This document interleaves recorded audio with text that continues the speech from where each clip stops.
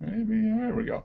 All right, number 70 in this crazy thing we call the photo share and discussion. We've got Frank in sunny California joining us. So good evening, Frank. Hello. And hopefully we'll get a couple other people pop in. Maybe Rui from Portugal, maybe Tim, maybe Joe, and who knows? Anybody else out there wants to pop in? Great. Maybe Raj from India. You know, we need somebody in. Oh, what were we saying last week? Maybe like Thailand, Australia. You know, and we just kind of get cover all the time zones. So Right. anybody out there watching that wants to join in, just go to Mark's Photography Spot on Google Plus, circle. I'll add you in, get the invite, and then you can join in, and we'll do a worldwide photo share and discussion. That would be awesome.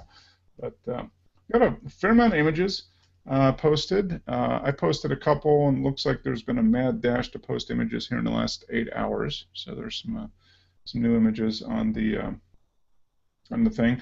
And then, do you use Photoshop, Frank? I think you do, right? Yeah. I use Photoshop CS6 Okay.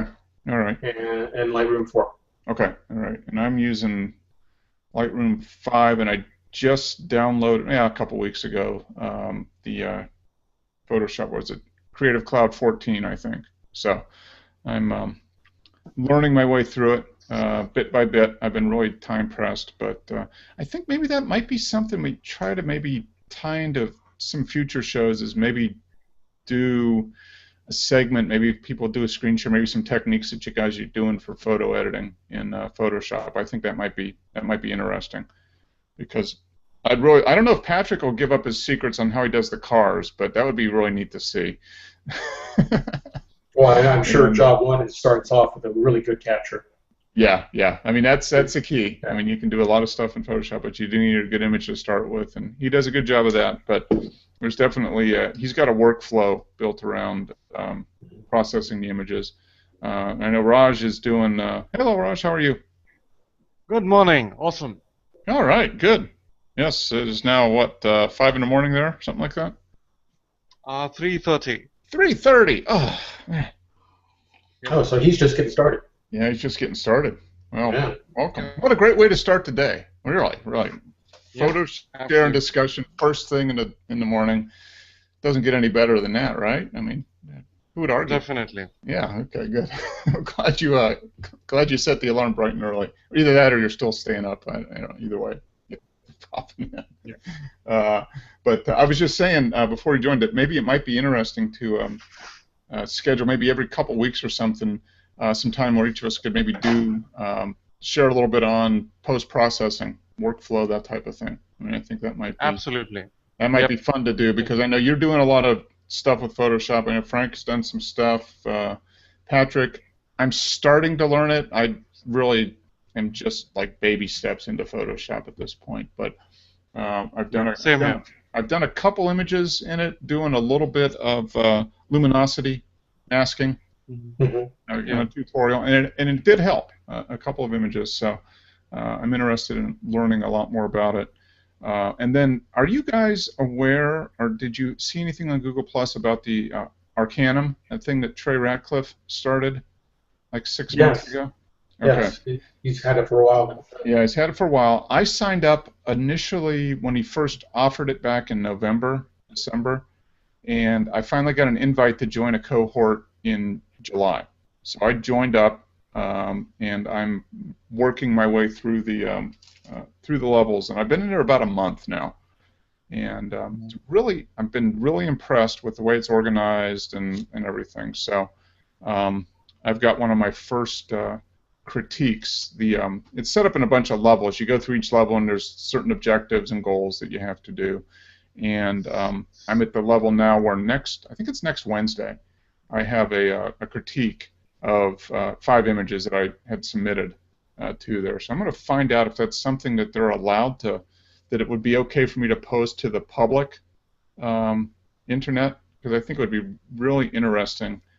I mean, I hope I do well. I don't know. I have no idea how my critique will be, but I think it's an interesting concept. A lot of people are. I don't know how many people are paying members of the Arcanum now, but it's got to be probably a couple thousand people worldwide, and it seems like a really interesting concept for kind of helping people learn more about photography, kind of in a structured yet free-form kind of way.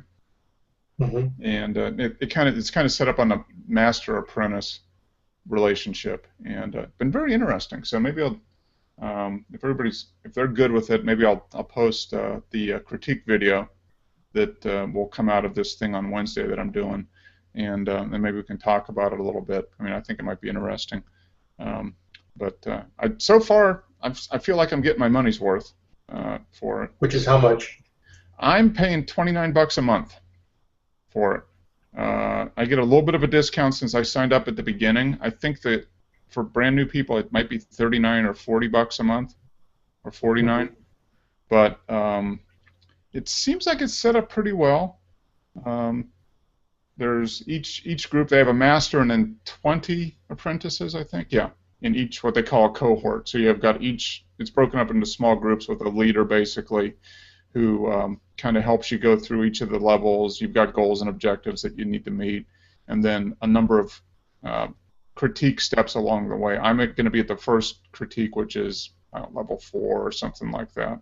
So you go through a critique, and then based on that, you have to go out and create new work based on what you've learned or what you want to achieve from that initial critique. And you go back and you have another, so you kind of hopefully move your way up and obtain new skills and get better at photography over the different levels. So it's interesting. I think so far I'm having fun, and it seems like a good match. It's not real. It's pretty free form. You got to meet objectives, but so far it seems to be working. I've been really time pressed this year, but I'm still able to kind of work at my own pace, and when I'm ready to move up, I can submit my work and get it evaluated and then go up. So we'll see. So it's as you're at your own pace, it's as opposed to you got to have certain things by August 5th or exactly. It's entirely self-paced, but there's a little bit of that peer pressure because you've got your own small group of people, 20 people. Mm-hmm. So if everybody's on level 8 and you're on level 3, there's a little bit of maybe pressure if you want to kind of keep pace with everybody. So, sure. Which is fine. I mean, I think that's not a problem at all. But there is no definite, specific time frame. It's pretty much entirely at your own pace. And I guess if you do it for a while and you dislike it and you want to stop, you can stop. You'll stay where you're at, and then if you join back in, you'll start at whatever level you were at. It would be with a different group probably, but you could pick up where you left off. So it's kind of interesting. It'd be fun. Hey, Patrick. Good morning, Patrick. Yeah, he's still there, sorta, maybe. Hey. Hey, there we go. There he is. So I'm trying to work. I'm coming in on my phone, so it's a little odd. Okay, all right. Well, all we see is your icon right now, but you can hear you well. Yeah. Okay, good. Well, there's good. really 2. I don't have Wi-Fi. I just moved to a new house and I have Wi-Fi yet, so I'm just on the cell network, so I don't know if it'd work. Okay, well, no, the audio's coming through pretty good, so I think we're good. And good evening, Rory. Maybe he's there. I think. I think he's muted. I think he is muted. Okay. Well, we are. We'll go ahead and jump into the thing. We're just talking, Patrick, about the Arcanum. I don't know if that's something you'd seen on Google Plus, but I'm part of that whole experiment right now, so it's kind of interesting. I don't know if you're aware of it, the thing that Trey Ratcliffe started, kind of a master apprentice type photography education learning experience. So it's been kind of interesting. I've been in it for about a month, kind of working through. I was saying that I'm kind of at the point where I'm doing my first critique with the with kind of the group leader. So I'm going to ask him at the end of that if it's okay to post that on on the world outside of the group. So that'll be interesting. Yeah. If he does, I'll post it because I think it'd be some interesting feedback and maybe kind of give an insight into that. So, but I'm going to go ahead and jump into screen share side of things and see what we got here. And there's been some images. Looks like you uploaded some images, Raj, and Rui uploaded a few. Let's go down, and there's a very intimidating picture of you, Raj, with your camera, looking like you're ready to go out and do some damage with that camera. I like it. All right, not a ton of images, but I guess this was the last one. This was yours, Frank, from last week, Catherine. This was the point and shoot portrait. Yeah, it's like a $79 camera out of Fry's. There you go. It's $1 million shot with a $79 camera. I like it. Very nice. And it's just one of those things. It definitely falls under the category: the best camera you have is the one with you. Because if you didn't have a camera, you would never got that opportunity. So, very nice. This next one is from our trip to Chicago last month, and this is one large automobile. It's a beautiful car. I think it's a 1971 Ford LTD convertible. Found it parked on the street in Chicago as we were out walking around our first night in Chicago when we were there, and I had my little S100 point and shoot Canon, and it was definitely something I had to capture because you don't see a lot of those around anymore. And this one is definitely used. I mean, there's a little bit of rust here on the side panels and the quarter panels and that type of thing. But generally, that would be a great summer car right there. You just pile your friends in and cruise around in that thing. Yeah. Talk about land yacht. Yeah, that's why I said land yacht. And I think this one maybe had like the 351 in it. 351 Cleveland, I think, was the motor. And I'm supposing that these people back here are the captain and crew of the land yacht dining. But I don't know that for sure.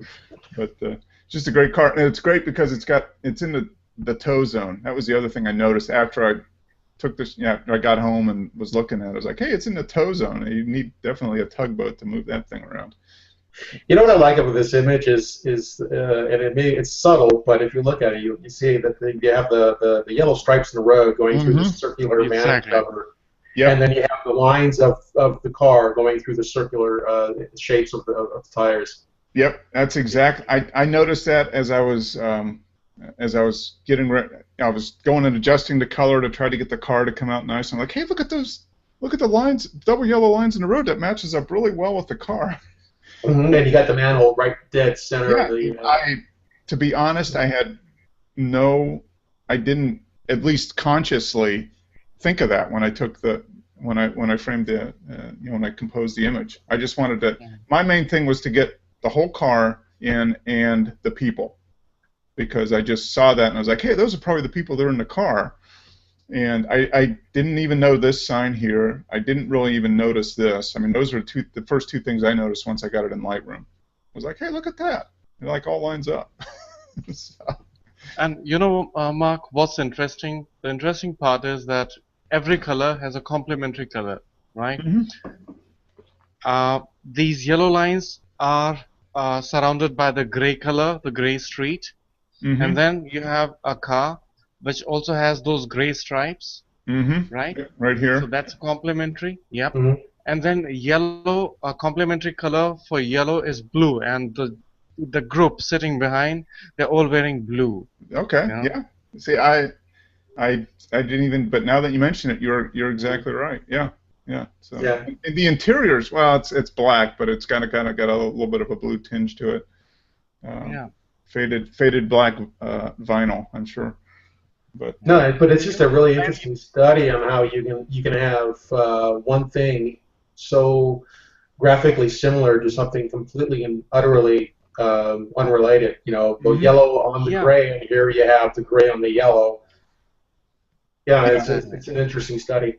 And the other thing that's interesting is we're talking about. I mean, I noticed it as I pulled it up in Lightroom. I didn't, not like I said, consciously, I didn't notice it at all when I took the shot, but I'm just wondering if my brain is starting to work a little differently, subconsciously noticing things that are compelling me to take the camera and press the shutter button. I mean, I would think that I'm kind of getting to that point, and I don't, you know, because you hear kind of people like, you just know when you need to take the shot. I don't know why, but I wanted to take that, you know, press the shutter button and capture that image, and this might be one of those things. You know, I'm just starting to, you know, in my mind, starting to notice lines and how things match together, but my immediate outward reaction was, wow, look at that gigantic yellow car. And everything else kind of tied together. So who knows? But yeah, I honestly believe that. Yeah, if you feel it, you probably are. Mm-hmm. And it's just like speaking. We don't think about every single word we're about to say. We just spew it out. And it's the same thing when it comes to with framing an image. Eventually, it just becomes like a memory muscle memory. Mm-hmm. You just do it. You don't think about it. Yeah. You just know that it just feels right when you do it. You don't think about why it feels right. You just, rule of thirds doesn't even come in your mind. You just set it up and you take the shot. Yeah, exactly. Yeah. And I think that was probably what is starting to happen. I've been into photography seriously again here for like 3 years, so I've taken a lot of shots, and it's starting. Some stuff's probably starting to sink through this thick skull of mine. So I'm hoping it's working. Two things I'd like to mention. One, this thing, this thought, it should come at least when we are using Photoshop, even if it doesn't come when we are taking the picture, because it can be a great help, at the time of editing, if we are able to put things in the frame if they are not there, like this, that pothole, what you call that, between the lines. The manhole cover, yep. Manhole cover, So this idea that we can go ahead and put that would be a great thing. And about this, the art part, I'm yet to come to that level where, I have felt an improvement, but I really want to explore the artistic part of the photography a lot more, because I think that's the most exciting part for me personally. So the artistic part that you're talking about, getting to a level where subconsciously you're able to put it in the thirds, and I'm not there yet. I'm far from that. And I really would like to get there. I don't think I am, but I think little bits and pieces of it are kind of condensing down through. And for me, the thing that I really have embraced about photography this time around is just not even artistic, but just forcing my brain to think differently than I do naturally. My natural inclination is to be very analytical and regimented. And photography, for me, I found that the shots that I've been really happy about and that I've enjoyed have been the ones where I've kind of had to think differently. I had to look at the world differently, and that's been the fun part for me. And I think as a result of that, the more you do something with an intent, things start to seep in. Your mind picks up things subconsciously or internalizes things that you're not even thinking about, but then it reveals it at a later time, and it's automatic. It's like you were saying, Frank. You don't think about every word that you say; it just happens. I think this is, it's one of those things that just kind of happens. Right, and for those of us who have a really good vocabulary, we'll continually put out words that are of a much higher caliber than someone who doesn't. Yep. This image, I posted this today, and I posted a link, did a blog post about it. This was probably the most gut-wrenching, heartstring-tugging, emotional image that I've ever shot. And it's not technically a good image. There's a lot of dust on the negative. I mean, I was kind of disappointed with how much dust was on the negative. I put out a lot of it, and I took out as much as I could. But this guy was on the corner in Chicago, at the corner of Michigan and Superior, right along the Magnificent Mile. and we were in a hotel that was a couple blocks, I guess, this way, to the left of to the scene. And every day, we were there for 3 days, and every day we walked past him. And every day he was there. And I don't know how he got there or how long he stayed, but he was always there. And the first time I saw him, it was Monday. We got there Sunday afternoon. I saw him Monday morning and all day Tuesday, and when we walked back and forth, and then Wednesday. And each time I saw him, I just got one of those feelings. It was just immense sadness.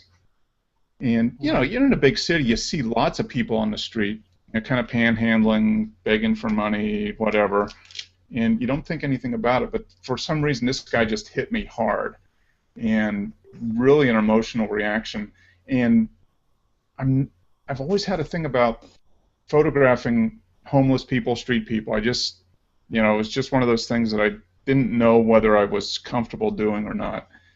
And it finally got to the last day we were in Chicago. I was coming by here in the morning, and he was out there again. And my camera, I was like, I've got to photograph this guy because he just hit me so hard. I just want to remember this. And so I kind of composed the shot and waited for the people to clear, because this is right at the intersection. There's a lot of people walking back and forth. And every time I see him, he was either sitting up, he would sit up for a minute, and then he would flop back down. Like he didn't have the strength to sit up. And then he would struggle to sit up and then kind of slump over. And he was slumped over here. And I didn't have I was like, hey, sit up. I'm not going to do that. So, but I made the photograph, and then I went over to him and talked to him. I was like, hey, buddy, how's it going? I just wanted to try to connect with him a little bit, and that's something I'd never done before. And so it was a weird experience for me, very emotional, and something that I hadn't really thought about, but this guy made a huge impact on me. And I talked to him for a little bit. He wouldn't tell me his name, and so I left. I put like $5 in his cup and went back to the hotel. But it was just a very interesting kind of series of seeing this person a few times over a few day period. And I finally just said, I'm gonna take a photograph of him, and that way I can remember it. And so it was really interesting. It was the first time that a photograph had that much kind of emotional hit on me. So it is. I think it will be one of the pictures you'll never forget. Oh, I'm 100% sure of that. Yeah. And it's not that technical. I mean, it's not a great photograph, but it's something that kind of hit with me. And I think the reason that I felt comfortable making the photograph was you can't see his face, and so that kind of a little bit impersonal, so I don't feel like I'm exploiting the situation a little bit. But it's definitely a very emotional photograph for me. So it's kind of an interesting. Rui, we're getting a lot of energy from you. Oh, you there, Rui? Hey guys, sorry about that. No, it's okay. No problem. Let me turn down the TV.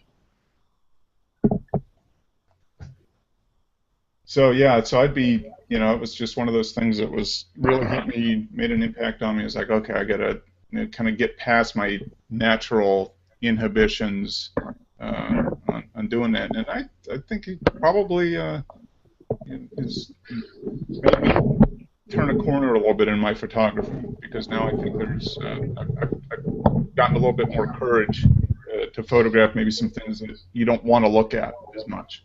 So it'll be interesting to see how that enters into future images I make.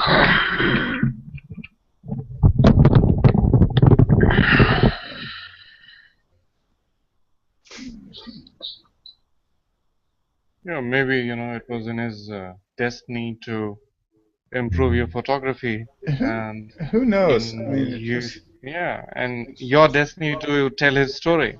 Yeah, I mean, it's just weird how things kind of come together, and you know, I'm glad I had the opportunity, and I'm saddened by it as well, because you just don't, you know, it's just a part of society that you don't like to see that much, but it's there, and we tend to ignore it so much too. I think the key with an image like this is to, you know, treat this person with some dignity, Mm-hmm. And not as some sort of tourist attraction.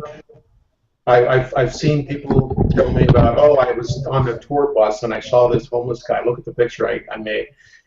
And that really upset me because they really just shot this person with no different feeling or emotion that they shot you know, some building. Mm-hmm. You know, it's not a building. It's not an inanimate object. This guy is, you know, it's a human being. Yeah. Yeah. Get up to talk to him. I asked the guy, did you actually, you know, did you go up? Did you talk to him? Did you get his name? Did you find out his story? No. Mm-hmm. And I really had a problem with that.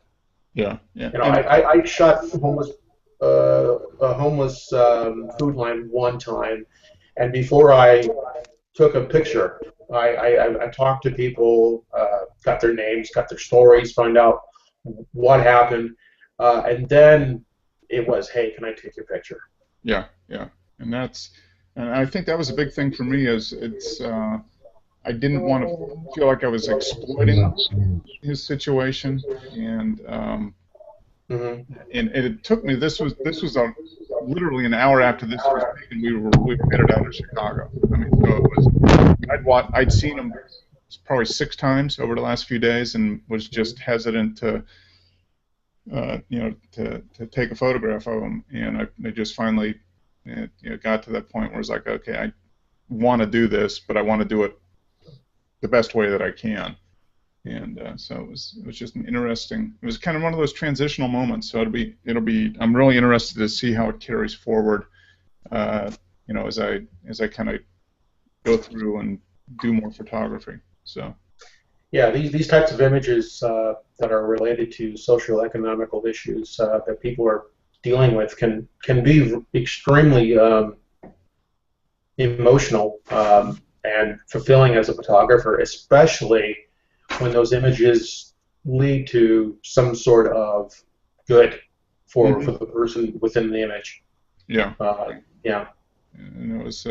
So it's, you know, I think, like I said in the blog post, I mean, he didn't have anything material to give me, but he did give me the gift of taking another look at how I see the world, and being able to document it a little bit better, because I do think I have a little bit of skill in being able to do that more than just the average person with a camera. So I want to take advantage of that and do, you know, try to do something with it. And then here we got Patrick the Walkman.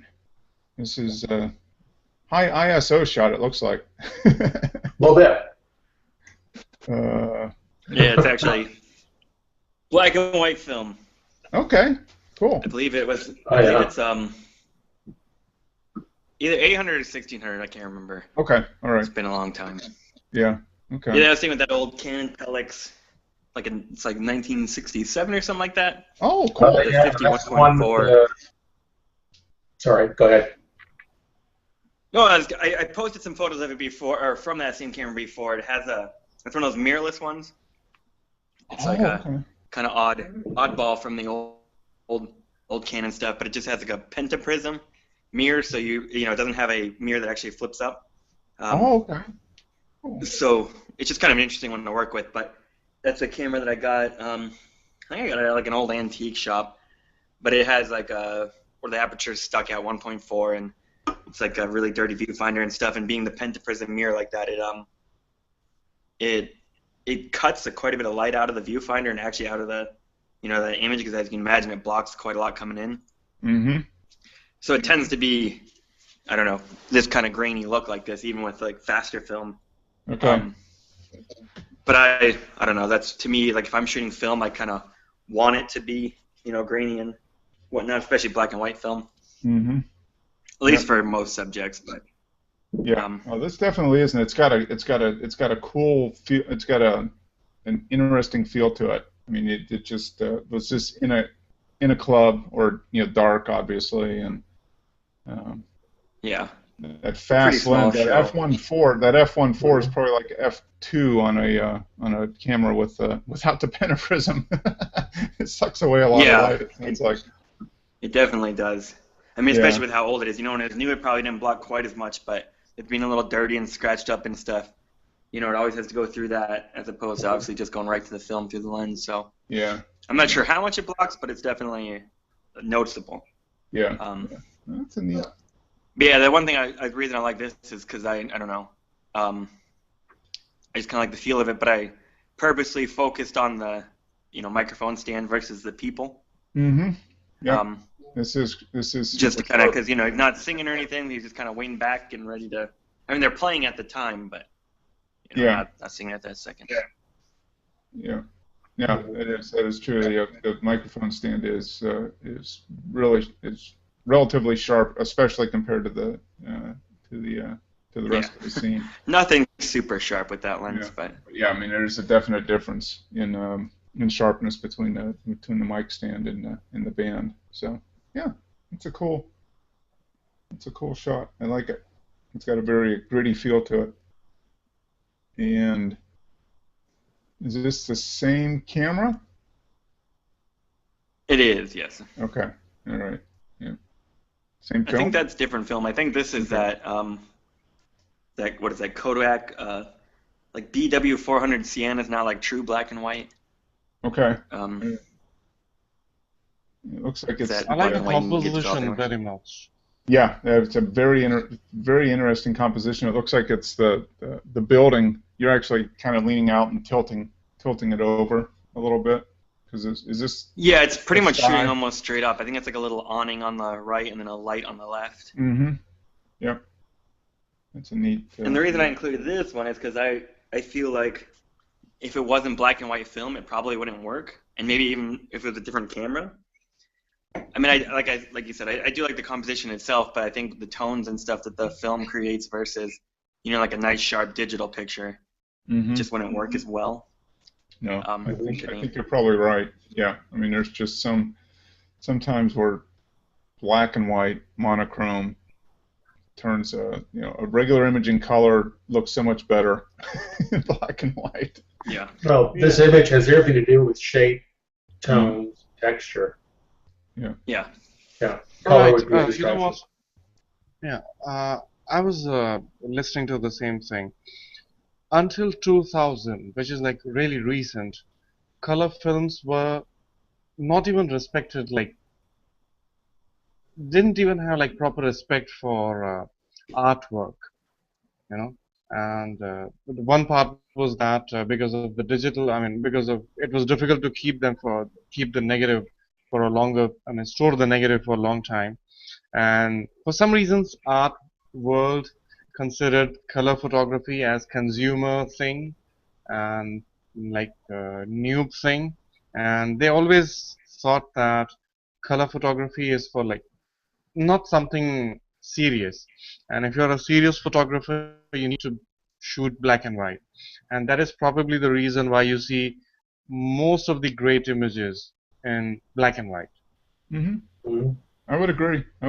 Because a lot of the great images were shot when color film was readily available and was pretty good quality color film. Yeah, color film came out in the early 30s. Yeah. I mean, we have the Hindenburg. They're actually the delivery. There's color images of the Hindenburg going up. Yeah. But yeah, you're absolutely right. But people like Stieglitz were instrumental in getting even black and white photography considered to be an art form, which was a big uphill battle for him. Oh. Yeah. But yeah, I completely agree. Yeah. Now I don't believe it the so other much. thing. Yeah. I think for certain stuff, black and white, I don't know. I don't know. I like black and white film. If I'm shooting film, I'm almost always shooting black and white just because I feel like I can get such like I don't know. The things that I want from film are really accentuated with the black and white versus color. So if I don't want those things as much, then I feel like I may as well just use digital. That's why I never really had a modern film camera, and I have shot some color in it. But this camera, it still gives a very vintage look, which is kind of cool. And obviously, I mean, color film still has resolution and tones and all that kind of stuff, beyond what most digital cameras can do anyway. But like one thing I like about this is that it actually does that, like again, because it's kind of or not crappy, but kind of a beat up old camera. It has that like natural vignetting and all that kind of stuff, and like where the light kind of blooms there, from I'm guessing that's from the kind of prism it goes through. That normally that wouldn't happen due to the lens, but I don't know. Flare, yeah. Yeah. I've kind of wanted to get. I was going to say, you get that on even on normal lenses, modern day lenses. Not so much, but when you have such a bright area next to such a dark area, yeah, you're going to get that bloom effect. Absolutely. Yeah, and I've wanted to actually get a little FD adapter to hook this up. Actually, I think it's even before FD, come to think of it. But get an adapter to hook this lens up to my digital to shoot through it to see how different it looks. I'm just never kind of got around to that one. Huh. That would be interesting. Yeah. I've been curious, how much that comes from the body and how much comes from the lens of this. And I think that part of it's definitely due to the lens because, like I said, it doesn't even stop down at all. It's stuck wide open, which I'd much rather have it that way than, the opposite, obviously. But it does make it a little tough to use, especially, if I throw 800 speed film in there, have 1.4, and then I go outside, it's like, I just can't even use it. You don't. Yeah. You're not shooting in daylight with that with 800 speed and 1.4.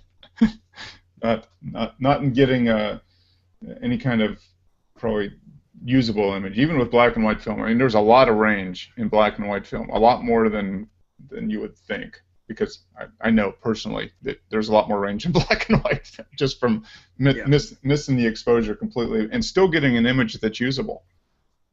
Yeah. Right. Do you guys know that there are like point and shoot cameras for 4x5? No. There's like a Graflex. Kickstarter. There was a really? Kickstarter.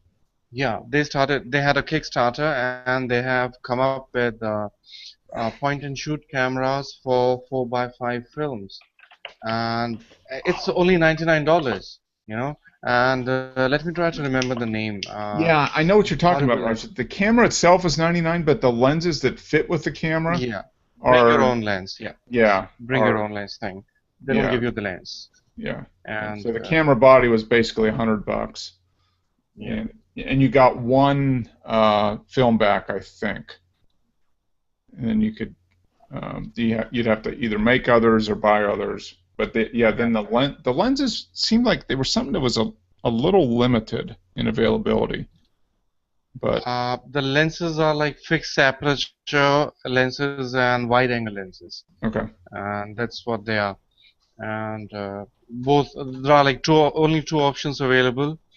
And both are wide-angle lenses. Okay. So I'm on Kickstarter right now, and it's called the Travel Wide.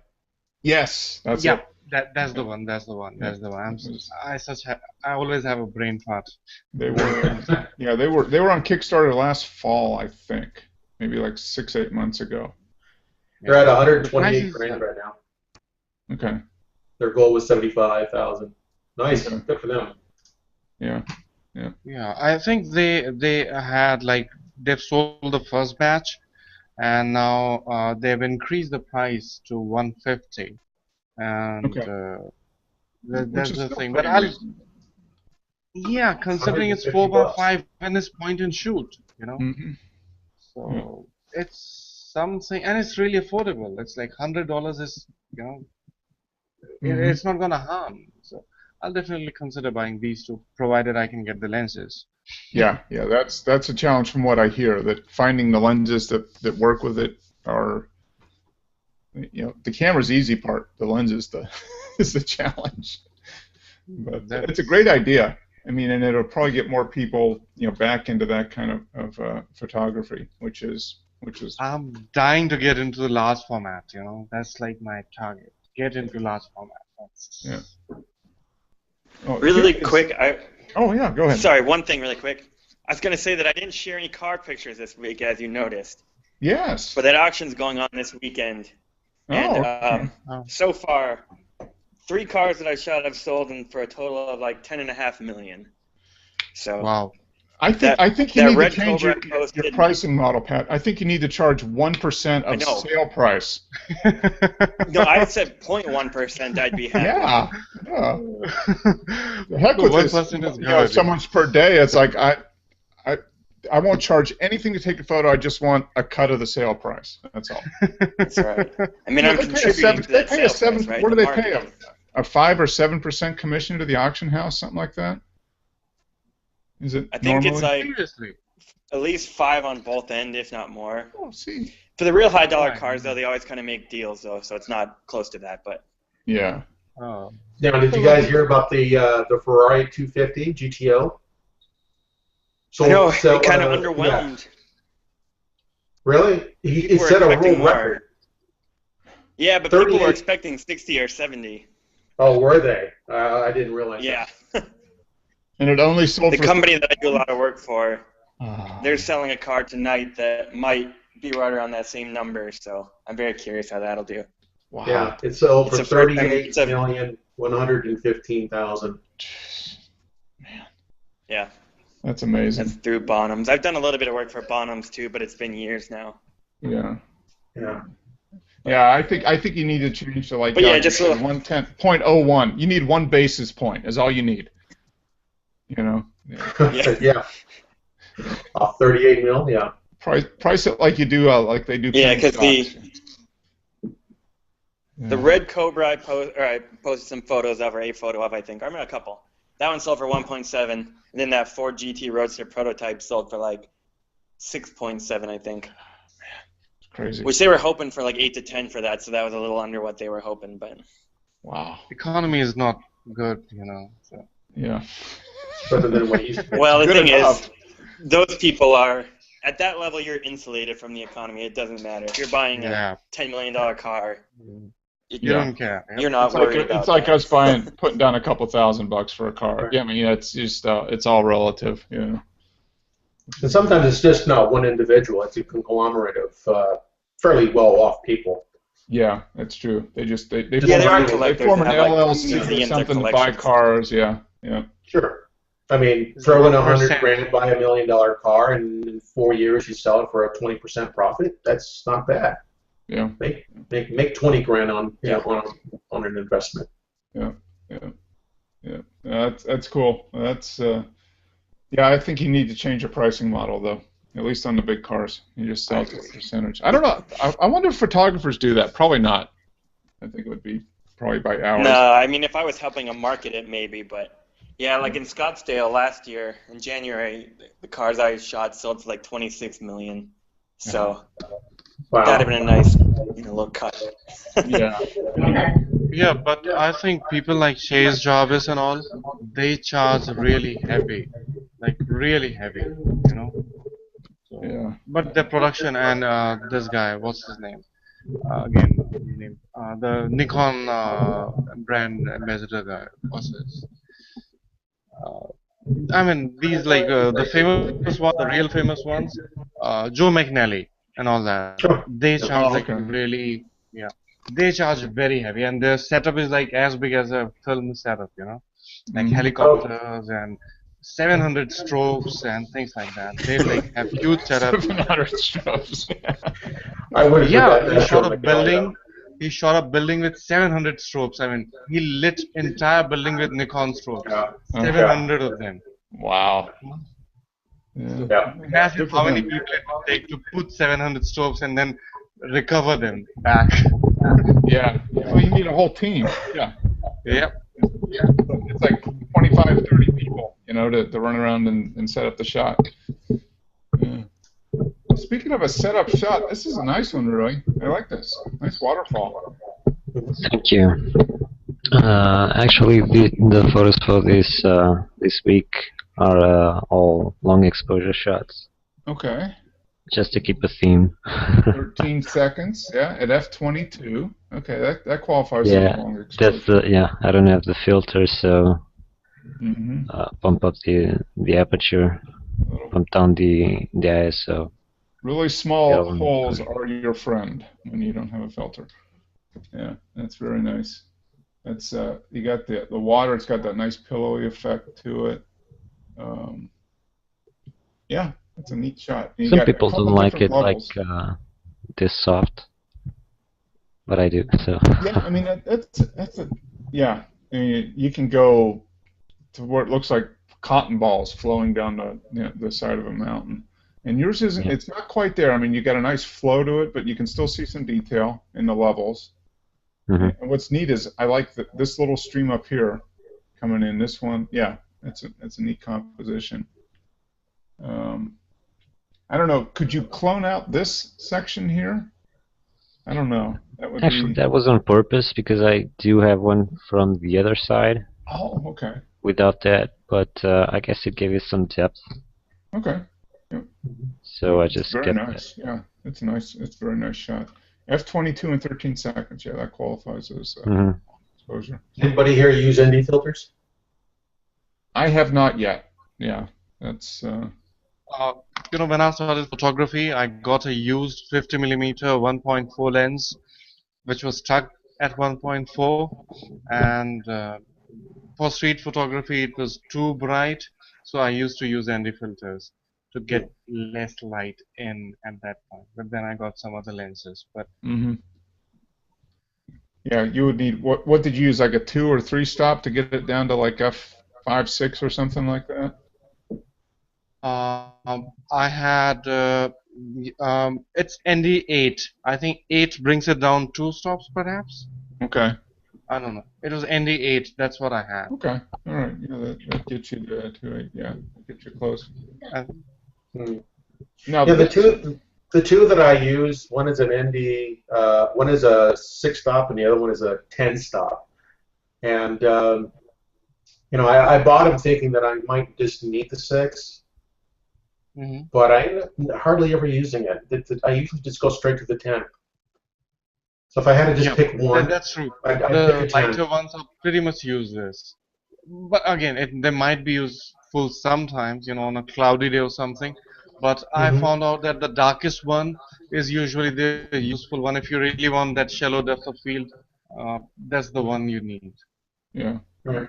Yeah, that's good to know because that's probably going to be something I'm going to get before next year. We're going to do a few trips next year, and I think I do need a couple ND filters. So it's good to hear that maybe like the 10 stop. If you're going to do it, you might as well go big. You know, you need one. Now they have those circular ND filters. They go like crazy high. You know, 60 ND 60 or something. Starting from. But buy something first. I would like to get a polarizing one, a circle polarizer, just to get a hang of it, and then maybe graduated from Lee or something. Yeah. Yeah, polarizer will knock off 2 stops. So it's generally about 2 stops. Yeah. And you can always turn it. So if you don't want to get rid of the reflections off the wet rocks, you want to keep it. Yeah. You can change it. Fine. Just turn the polarizer one way. As far as using a 10 stopper though, you have to compose everything, get your exposure right, put the screw on the filter, and then you have to go in and you have to mentally figure out what the exposure needs to be minus plus 10 stops over, and then set things manually. If you want to redo things or recompose, you have to unscrew the lens because there's no way of filter because there's no way of seeing through it. But if you get a square glass or rectangular glass type where you just slide it in using like an ND filter holder, it's a lot faster and a lot more convenient to use. Yeah. You can just switch lenses. Get 2 from the same focal length. I didn't think about that. Just have 2 ND800s. One for looking and one for taking. Great idea. Yeah, if you're getting your first lens, get the polarizing one. That polarizer, the effect you get. I mean, you can get rid of reflections completely. Not completely, but in a very significant way. If you shoot nature and all. So the first one should be I would suggest like for the polarizing. ND you have to have. ND eventually you will get it. You know? Yeah, but a polarizer works in over half the situations anyway. I mean, a polarizer just makes a big difference, especially in landscape stuff. You might as well leave it on almost most of the time when you're shooting outdoors, and it's not cloudy or something. If the light is fine, you might as well leave it on. I do it like from time to time. Now this shot, Rui, I was going to say this one is what 30 seconds at f8, so it was probably at night. It was night? 10 p.m. Wow. 10:15. Yeah. Okay. And it was not quite the midwinter, but in the beginning. Okay. So it was 10:15 p.m., but it was quite dark already. So Okay. yeah, 30 seconds, f8, and it seems like dawn. So. Yeah, I was going to say it looks like sunrise. And you got, are these shadows or light coming through? Okay. Light coming from the left, so that's the shadow. Okay. And I don't know if you can see it, but supposedly there was a friend of mine running with a lantern to get some more light in the path there. Is that him right here? I don't know. Or here. It looks like a ghost image right here. Yeah. That's probably him. I like the perspective. I like how you got down low. Yeah. Mm-hmm. Yeah, I was. So, you have the bridge actually ends up almost like a welcoming and guiding your eye down the center. Like yeah. The lens is below the line of the top of the railing, which is perfect as far as leading lines down there. And then you've got the trees kind of going down. It leads you even deeper into it because you got the trees here and another tree there. So that's very nice. Yeah, it looks like sunrise. The interesting part is that if there is enough light or long enough exposure, sky will come blue even at night. Yeah, sky's blue. That's interesting. It looks like a sunrise shot, and that's like you said, really. That's certainly does. Yeah, very cool. There we go, Star Trail. Yeah, first attempt. 1,273 seconds. Is that what I'm seeing there? Yeah, 2 minutes. Okay. Okay, 127. Okay, 127 seconds. Okay, so 2 minutes. At f8. Okay, that's very cool. So you get that much trail in 2 minutes? Yeah. That's 2 minute exposure, and I could get a maybe 30-second, and then blend it on Photoshop. Lightroom, yeah, in Photoshop. But most of the star trails I tried with in camera, so a full 2 minute exposure or something like that. Okay. I still have to try shorter exposure and then blend it. Okay. Yeah. Maybe I can get something better out of it. It's amazing how much stuff moves in 2 minutes. Yeah. I mean, here you go. I mean, that's a pretty significant movement. And in the background, that ghostly kind of thing on the right upper part. Oh, up here? It's actually the Milky Way, so. Yeah. That's what you get for 2 minutes. Yeah. If I had blended it, maybe I'd get the Milky Way sharp and then the Star Trail. Yeah. Well, how far away were you from you were sitting? It doesn't look like you were too far. It looked like you got a lot pretty far.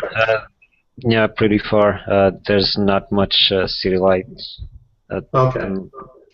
So we did try to go pretty far away to get the bright sky, clear sky, and no light pollution. So. So from what I understand, 30 seconds for like a wide-angle lens, something 35 millimeter or wider. 30 seconds is the limit before you start getting movement in the stars. Yeah. Okay. Yeah, either that or you need a tripod mount that will track. You need a clock mount that'll track the sky as it goes. That's how a lot of guys get those really just tack sharp Milky Way shots. They put it on an astrophotography mount that tracks at the same rate as you plug in your latitude and longitude, and it tracks at the same rate, so everything's constant. Right. That way you can use low ISO, medium f-stop. You can shoot at ISO 100 and do a 30-minute exposure and have everything be sharp. Right. And get all the. It's still kind of difficult to do that with film, though. Excuse me, with digital. Yeah. But you could do like 3 10-minute shots or 10 1-minute shots or whatever and pull them together. But yeah, that's a neat shot. I like that. That's one thing I haven't tried yet. With now this is there we go. We got the flaming. Was it a lantern? Sphere. Okay. Yeah. It was a lantern attached to a string. Okay. And rotating. And this is what maybe what was the shot? Okay, 110 seconds or so. A shorter exposure. The stars are a little bit better, I guess. Mm-hmm. 4. ISO 200. Okay. Yeah, that's neat. You got it right at the edge of the rock formation here. Mm-hmm. And on the inside, there's a flash right there through the window. Okay. And yeah, and the outside was painted with a flashlight. Okay. So there were 3 of us. I was doing the sphere. A friend of mine was inside, and then another one lighting from the outside. Okay. Very cool. You are becoming the master of light painting. Oh, okay. So this is kind of a more wide-angle shot of the same basic setup. Well, here's a flash going off, I guess, right? Yeah. Okay. You get some of the city lights in the background there. Yeah, that was the only visible city lights from that spot. Mm-hmm. It wasn't that much, but you get some Milky Way here. Yeah, there's the Milky Way, and then a shooting star in the right up here on the right. Yeah. Cool. And this was June.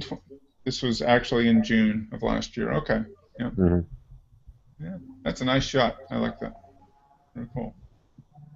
And it's got a nice globe of the 3D feel to that, instead of just circular to the lantern.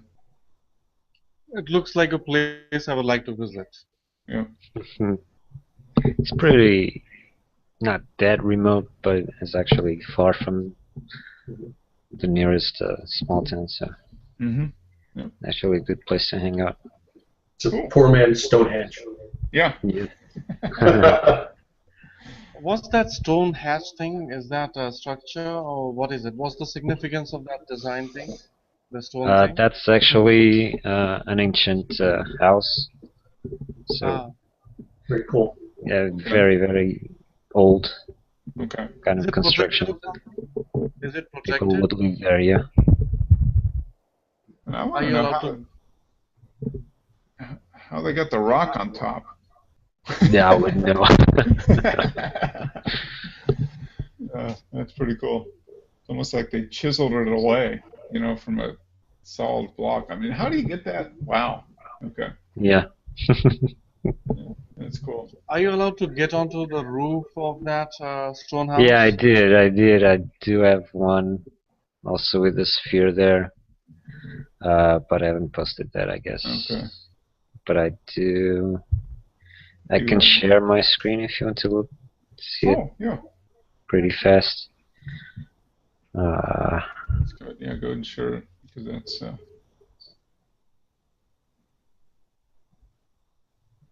Raj knows it. My PC is really slow. So it's still loading the picture. Okay. Roy only keeps 2 MBs buffers. Let's see.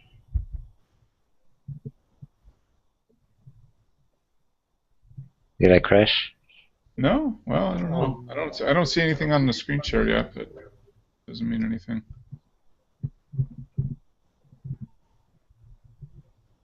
Okay.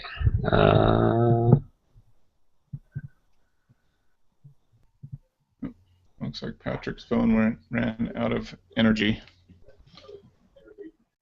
Now, he had to run down to the auction to see if his car got 60 million bucks again. There we go. Oh, can you see that? Yes. Yeah, that looks good. It's a combination of three things, right? Trail and on the roof, and that's good.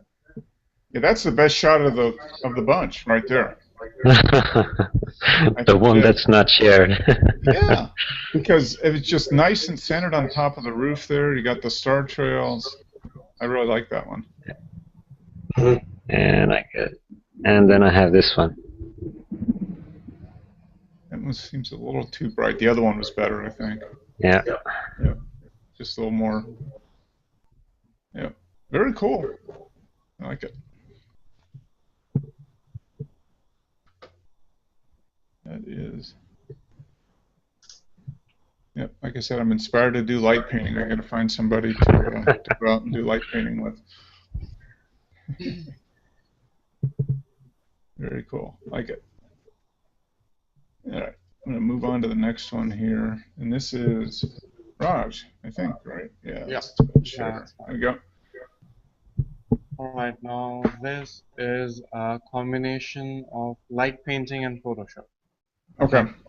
So, obviously, I mean, you can see a candle. There was just one candle, which was obviously, I mean, I took the long exposure and put my hand in front of lens and then shift the camera a little, and doing that, I got that design. Okay. And then focusing and defocusing gave me the design in the back. I mean, just putting, getting this thing out of focus and moving the camera. Okay. Only 1/4 of the image is the real image. Okay, top left 1/4. Yeah. Then I mirrored the image. So and then. I'm sorry. Oh no. Hello. Yeah. And then the mirror, that water effect. Yeah. Then the water effect. That was also done in Photoshop. So top 1/4, that is the only real image, and rest is all Photoshop and everything. And because I'm learning, so I share it, like. It is something really the most interesting part of this for me is right here. It looks like you're walking down a path in the clouds. I mean, it's just got a very dreamlike afterlife kind of feel to it. This whole section right up here. That's just really cool. It didn't exist. It came into existence just because I mirrored the image. I flipped the image here. So that it gave it that kind of like somewhat a castle or something kind of look. Yeah, I mean it looks like some kind of temple or castle or gates. Temple or something, yeah, something like that. Exactly. Yeah, very cool. It's neat. I like it. And here we go. Cracking the world around them again. Or is this real? Or is this Photoshopped? No, that's real. That's real. And there was a soft filter on, which is like really. It's from the day I had the wide-angle adapter and the soft filter thing. Okay. So I took off the wide-angle adapter on for this picture because I didn't need it, and it was a candid shot. This guy looked kind of lost in his thoughts, and there was this broken wall. So I just took the picture. Actually, I was shooting few girls who was sitting before this guy as well, so that I could get a perspective that probably he's sad because of this girl, but I couldn't. So I just shot this much. Okay, that's very. It's an interesting. Yeah, I mean, very nice. Yeah, to me, look at kind of the look on his face. He's either sad, or like you said, or very deep in thought. But maybe his world is collapsing around him, and that's what's happening right there. Yep. It's got an interesting. It tells a story there. Whether there's one there or not, I mean, to me it tells a story. Yeah. There wasn't a story, I guess, or maybe there was. I don't know about it. I didn't speak to this guy. Well, the title "broken" could mean either the wall or the person. Oh, that's bizarre, Raj. You posted something named Broken, and I posted an image named Broken too. So I don't know. That's weird.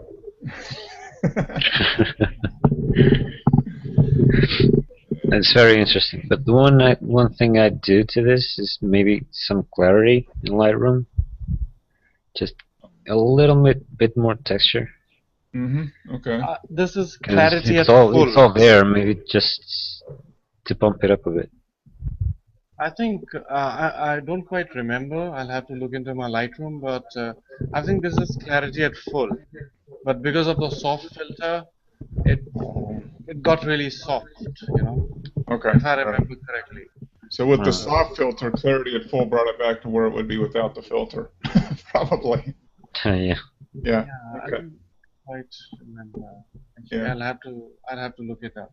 Yeah. I think I did put clarity to maximum, but still it was very soft. And I just noticed here, it looks like there's a little bit of graffiti on the wall here. Yeah. A little bit there. Yeah. It's a neat shot. If I had to Photoshop, I would probably put his name with somebody's name in a heart shape or something. Yeah. This is a place I'd go back over and over and over again to shoot, because you can get so many different types of characters. You know, if you had somebody with their legs spread out, maybe with their arm up in the air, their body shape would mirror the shape of the crack, and that would be an interesting shot. You know, going back probably 100 times, you may not even see it then, but still, it's something to look for. Yeah, it's a really cool spot. Yeah, and that the treatment, you know, the black and white monochrome treatment is perfect for this. Yeah. Definitely. Yeah, because there was too much green on the wall, and that was distracting a lot. That was taking away from the guy. Okay, Yeah, so all this gray was area. Yeah. Yeah, that was all green, and it was next to the river. You know, like the boat thing that you saw. Yeah. The boat that you saw last week, it was close to that place. Oh, okay. All right. Cool. Well, I hope that's not a dam about to break to flood the valley. Very nice. There we go. This is like a very handsome model. Yes. How much did you pay him to stand there while he took the photo? Still paying for last so many years. Still paying for it.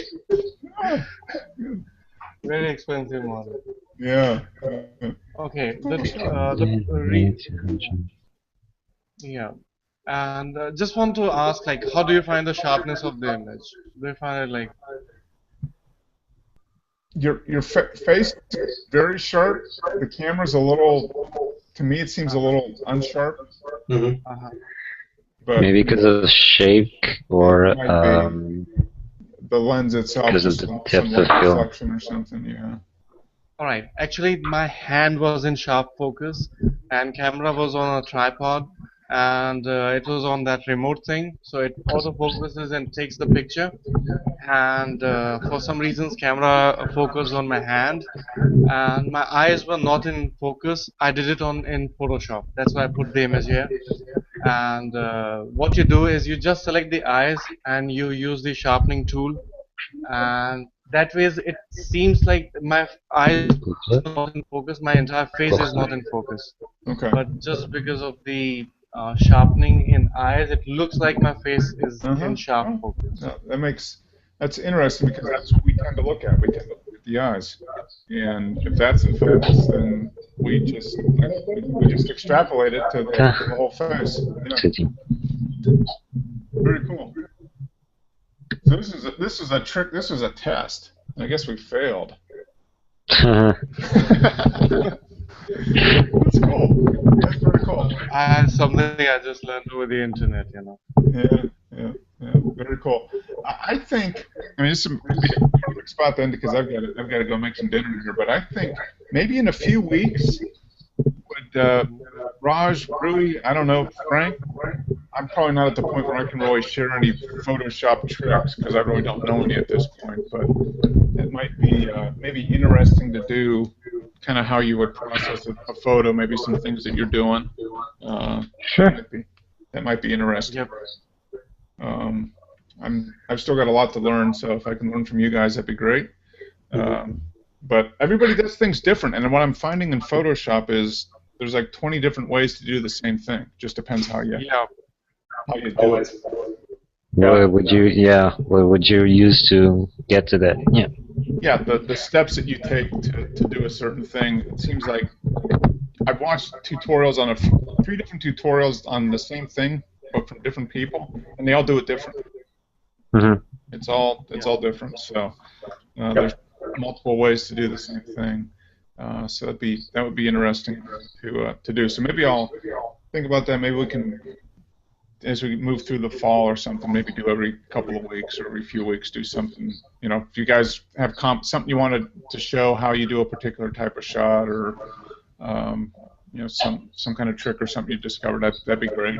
Do a screen share and then kind of go through and do it. That'd be fun. Yeah, sure. Actually, a few weeks ago, when I was doing that video editing kind of stuff with the timeline and Photoshop and whatnot, we were having this hangout, and then me and Raj, we stayed a little bit longer, and I showed him how to edit video in Photoshop. So. Oh, okay. Yeah. Cool. That would be interesting too. Yeah, because I guess you can do a decent amount of video editing in Photoshop. I mean, it's pretty powerful. So, yeah, I mean, let's think about that. I'll maybe come up with maybe as we get into September or October, that might be worthwhile to do. And do you guys have any specific types of shots that you like to work on, or techniques? I mean, I think it'd be fun just to do maybe 10 or 15-minute section where we can talk about something new that we discover, or some new way to do something. I think sure. Sure. If anyone watching can just post a suggestion of what they want to do. Thing. Yeah, very good idea. Any suggestions? After you guys watching, after something you want to see, or if you know how to do something, make sure we can let us know. We'll get you added on. So if you want to show your Photoshop chops live to the rest of the world, we can do it. Sure. Cool. All right, guys. Well, good show. Thanks everybody for contributing. I've still got more images to go through from Chicago, so you guys will see 1 or 2 of those pop up every week for probably the next couple of months, because I've got a bunch to do. And I'm going to post, if I can, if it's good with everybody in the world of the Arcana, I'll post the video of my critique. Wish you good luck for the review. Yeah, I think it should be interesting. I had to submit 5 images, and then the guy goes through and he'll critique each of the images, and if I do well enough, I get to move up to the next level. If not, then I just fade into obscurity, I guess. I don't know. I did hear that you talking about that earlier in the beginning, but I didn't get that much out of it. So. What is it? It's it's called the Arcanum. So if you just look at that on Google+, Trey Ratcliffe started it maybe last year, and it is a kind of a master apprentice learning. Oh, okay. Where you have masters that have a small group of people, and you kind of work together to improve your skills over time by doing various tasks and goals and kind of going through each level. And I signed up for it when he first announced it back in November, and just last month got invited to participate. And so I signed up and am starting to work through the various levels in there. So nice. Yeah, and about there's 20 levels, and every 4 or 5 levels you have a critique. And each critique is based on what you've learned or what you agreed to work on since the last one.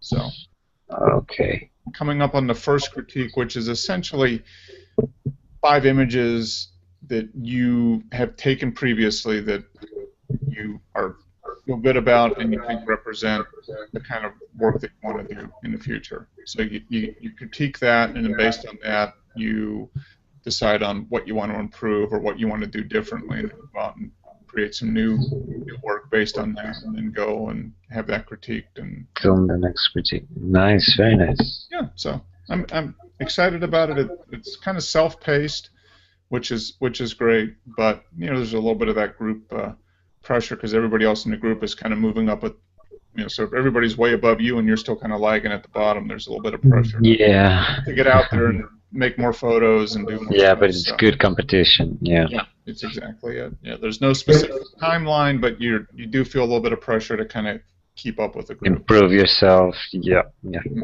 So that's awesome. What's the format of the critique? Is it a Google Hangout? It's a Google Hangout. So all the critiques are recorded and saved on the Arcanum site, which is private. You have to be a member to log in and view the critiques. But so that's what I want to find out, if it's okay to post that critique outside of the world of the Arcanum. So I'll do a hangout with the guy, and he's downloaded the images and he has them, and then he'll go through and kind of one by one critique them and ask me questions about them. So. Well, at the very least, we'll probably get your personal notes. Mm-hmm. Yep. And he seems to be doing a pretty good job. Kind of, what was your thought process behind this? Why did you make this? Why did you take this shot? That type of thing. And then critiques it and says, here's what is good about it. Here's what's not so good. Here's maybe what you might want to think about improving next time you run across this situation.